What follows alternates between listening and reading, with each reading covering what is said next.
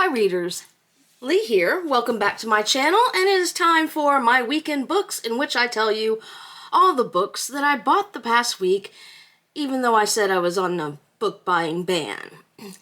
But for a first in my weekend books, the first book I want to tell you about is Erasure, and it's one I've actually started reading. So I bought this book because there's a new movie out called American Fiction, which is based on this title. I watched the movie last night. I have mixed feelings about it because the trailer said that it was going to be, implied that it was going to be funny, and it was funny, but it had some not so funny moments in it, so when I found myself tearing up, I was a little surprised. Erasure is by Percival Everett, and in this, Thelonious Monk Ellison's writing career has bottomed out. His latest manuscript has been rejected by 17 publishers, which stings all the more because his previous novels have been critically acclaimed. He seethes on the sidelines of the literary establishment as he watches the meteoric success of We Lives in the Ghetto, a first novel by a woman who once visited some relatives in Harlem for a few days. Meanwhile, he struggles with real tragedies. His aged mother is fast succumbing to Alzheimer's, and he still grapples with the reverberations of his father's suicide 7 years before. So, Monk dashes off a novel meant to be an indictment of Juanita Mae Jenkins' bestseller. He doesn't intend for My Pathology, with an F, to be published, let alone taken seriously, but it is. And soon it's the next big thing. I think I might have found a bit of foreshadowing in this for something that does not match the movie, but I'm really too soon to tell, and I don't know. I might, later on in the week, or later on at some point, do a video comparing the book and the movie. We'll see how that goes. Anywho, that's book number one. I've actually already started reading it. Next off, in the 90s, when I was in my somethings, I read a lot of Greg Iles, but I never read either of these two books, Black Cross or Spandau Phoenix. These are centered around World War II, so when I found out about them, I immediately ran to my local Barnes & Noble and picked them up. I don't know much about them. It's been so long since I've read any Greg Iles that I can't even remember what I liked about it. I think they were thrillers, and I do like a good thriller. So, put those over there. Next up, Impulse by, I'm not sure, I picked this up because it's going to be a major motion picture. It is called The Idea of You by Robinne Lee. Anywho, this woman, 39 years old, takes her daughter to meet her favorite boy band, and she ends up dating or seeing the 20-year-old lead of the boy band. So, their relationship becomes a viral sensation, and both she and her daughter become targets of rabid fans and an insatiable media. Celine, the main character, must face how her romantic life has impacted the lives of those she cares about the most. This seems like a light read, so I might read this after Erasure, just to kind of cleanse the palate, because Erasure is a little bit heavy. Next up, for my class that I am behind on, not that there's a deadline, well, there's an April deadline, but I'm way behind. Luck of the Draw, My Story of the Air War in Europe by Frank Murphy. I found this in Barnes & Noble when I was shopping and picked it up. Again, this is for my class that I'm taking, so I'll put that over there. Last week, my boss sent me a link to a woman named Freya Stark, who was a world traveler and travel writer. So, naturally, when I saw that she'd written a book about Afghanistan, The MInaret of Djam, An Excursion in Afghanistan, I had to order it. I do look forward to reading this one. It's got pictures. It's seems fascinating. She published this, I don't remember when. First published in 1970, so the year I was born, aging myself. And it'll be interesting to see how things change from 1970 to now in Afghanistan. Although, spoiler alert, we know how it is now. Next up, I picked this one up on a whim, like most of them. It is called Bittersweet in the Hollow by Kate Pearsall. I've not read anything else by her. I don't even know if she has anything else. In rural Cabal Hollow, surrounded by the vast national forest, the James women serve up more than fried green tomatoes at the Harvest Moon Diner, where the family recipes are not the only secrets. Like her sisters, Lyndon was born with an unusual ability. She can taste what others are feeling. That's awesome.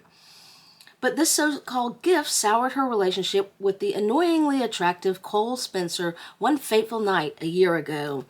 The same night, Lyndon vanished into the depths of the forest and returned with no memory of what happened. Can't wait to read this.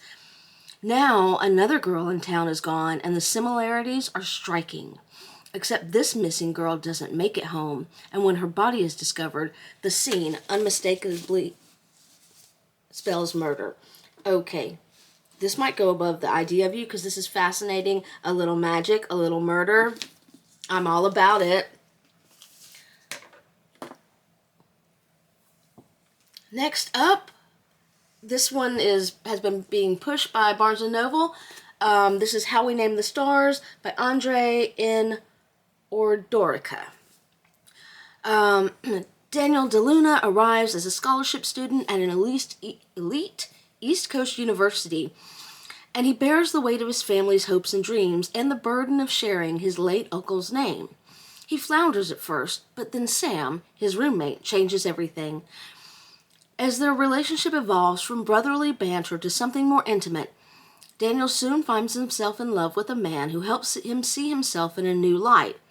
But just as their relationship takes flight, Daniel is pulled away first by Sam's hesitation and then by a brutal turn of events that changes Daniel's life forever.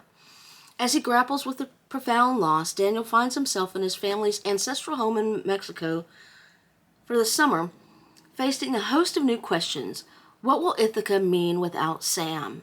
How does the person he connect with this place, his family, how does the person he is connect with this place his family comes from? And how might he reconcile the many parts of himself as he learns to move forward?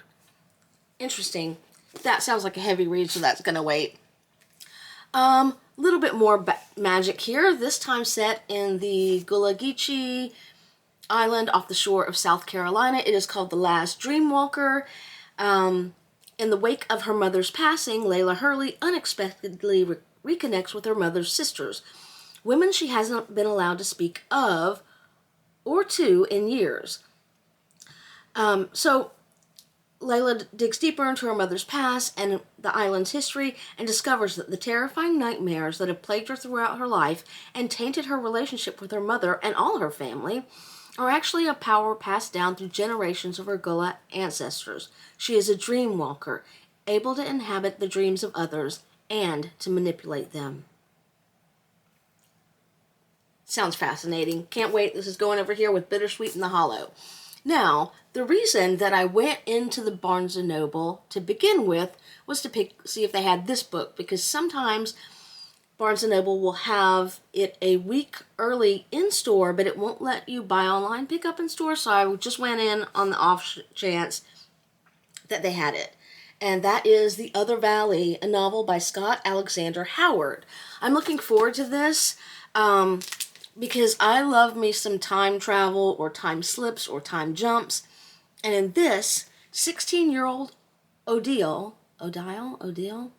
vies for a coveted seat on the Council. If she earns the position, she'll decide who may cross her town's heavily guarded borders. To the east, the same town is 20 years ahead in time, and to the west, it's 20 years behind. The towns repeat in an endless sequence across the wilderness. But when Odile recognizes two visitors she wasn't supposed to see, she realizes that the parents of her friend Edme have been escorted across the border from the future on a mourning tour to view their son while he's still alive in Odil's presence. Fascinating. It's going up there read soon. Next up, I've got 3 more books left, and next 2 are again for my class on the air war in Europe. The first one is the Luftwaffe creating the operational air war 1918 to 1940. For my discussion question, I'm supposed to write about, the one I chose was, how does the interwar years between 1 and 2 shape air warfare? So I'm hoping this will give me some clues, because again, I am really behind on that class, like 2 weeks, and I gotta catch up. Next one is the Bridge to Air Power Logistics Support for the Royal Flying Corps operations on the Western Front 1914 to 1918. So this is actually during World War, but I'm going to use this anyway. Finally, I have waffled on this book, but it looks like it's going to be right up my alley. It is called Everyone Who Can Forgive Me Is Dead, a novel by Jenny Hollander. In this, she has everything to live for and everything to hide. 9 years ago, with the world's eyes on her, Charlie Colbert fled. Or is it Colbert? The press and the police called her a witness to the terrible events that took place at her elite graduate school. But Charlie knew there was more to her story, if only she could make sense of how it all unfolded. Now, she's meticulously rebuilt her life. She's editor-in-chief of a major magazine, the fiancé of the heir to a publishing dynasty, and hell-bent on never letting her guard down again. But when a film adaptation of what became known as Scarlet Christmas, I kind of want to read this right now. The bloody scene that transpired on that fateful Christmas Eve threatens to shatter Charlie's world. Her haunting memories surge back with unprecedented clarity. No truth has ever been more dangerous than the one that hides in her own mind. With everything at stake, Charlie must decide how far she will go to prevent her past from colliding with her seemingly perfect present. Anywho, that is all that I have for the past week so far. I don't have any books pre-ordered that are expected to arrive this week, and I think I've bought everything Barnes & Noble has, so it might be, my next weekend books might be, something different. It might be a book haul of crap that's piled around here. Anywho, that's all for me. Happy reading. Hope you have a great week in books.